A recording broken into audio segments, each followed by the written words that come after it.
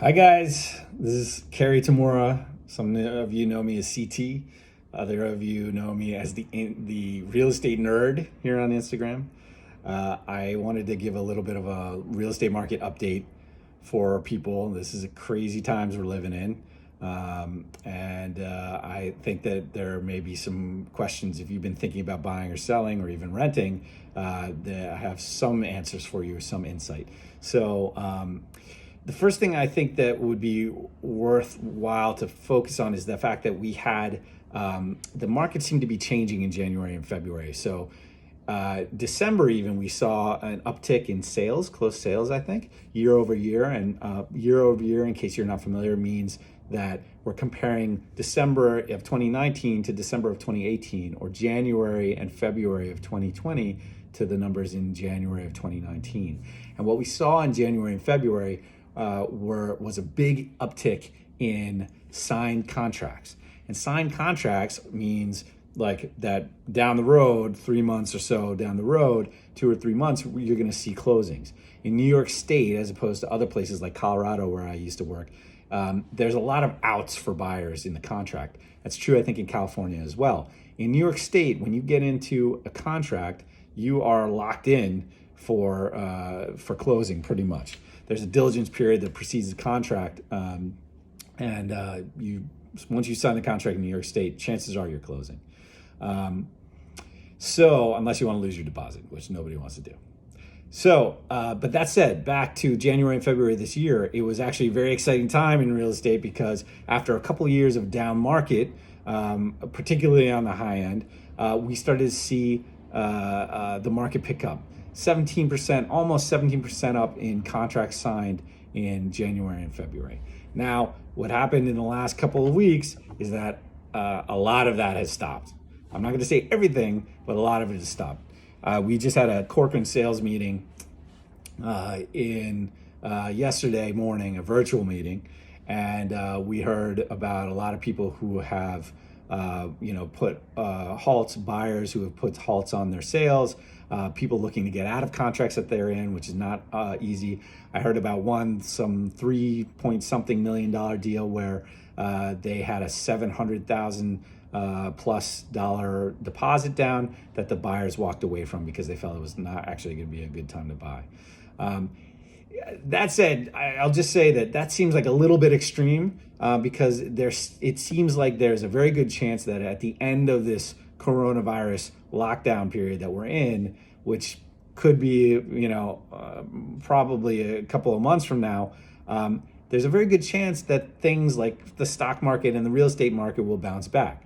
Now, I really can't predict that. I can't tell you for sure how that's going to go, but seems very likely just because the fundamentals of the economy were not doing that badly prior to all this scare. So, and we saw that there was that natural bump up in business in January and February. So buyers were ready to buy at that time. Anyway, so January and February contracts were up.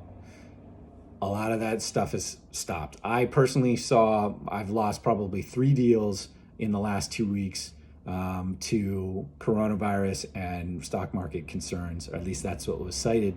A bunch of searches that I had for buyers or some commercial renters have basically just halted.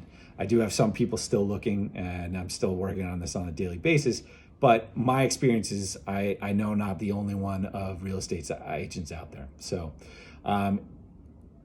open houses have stopped. Showings have either stopped or slowed down. And it seems like we may be seeing this shelter in place order soon. If that happens, that means we're all supposed to be hunkered down in our apartments regardless. So that will obviously make showings of real estate hard.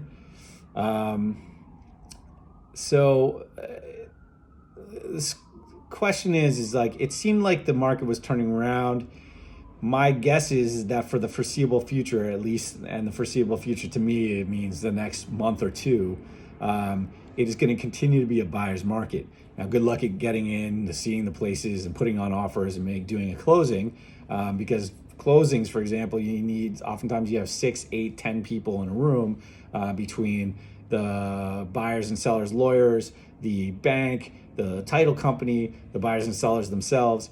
And you might think like, well, why don't we just do closings virtually, right? Everybody can DocuSign things and you just close that way. But the truth is that banks typically do not like electronic signatures for mortgages. So they want people to do wet signatures, whether it's a lawyer who's doing this in place of the buyers or the sellers, or whether everybody's actually in the same room signing documents. So maybe if the banks change their regulations on wet signatures for mortgages, we might see closings start to pick up over the next couple of months. But unless they do that, it's gonna be slow, to say the least. So what else?